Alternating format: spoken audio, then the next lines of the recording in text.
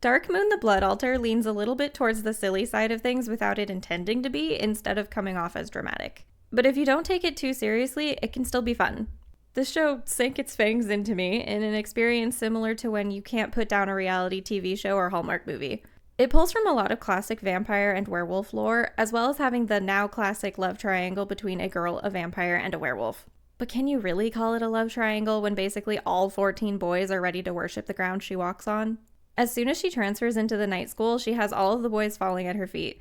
There's a ton of characters to choose from, but out of everyone, Solon was my favorite. He felt like the most distinct side character in the group of her classmates, and I preferred that he was kind of struggling over whether or not they should be spending time with her.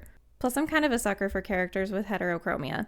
While the pacing of the first episode was good, the second episode started using a bunch of recap and flashbacks, which was a trend that continued throughout the rest of the show. And because there are so many characters, a lot of the runtime is spent making sure everyone takes their turn saying a line or having a reaction.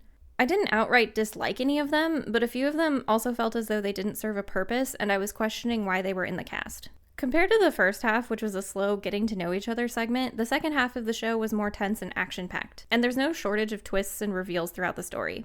I think the added element of magic and shamanistic powers was interesting, and even though there were a ton of plot points to juggle, they did tie it all back together fairly well in the ending. But I was super sad that there wasn't any steamy blood drinking, and it feels like a lot of vampire anime nowadays just don't even want to include that. Or perhaps the case study of Venatus set too high a standard for me on that front. So Dark Moon the Blood Altar was an average 5 out of 10.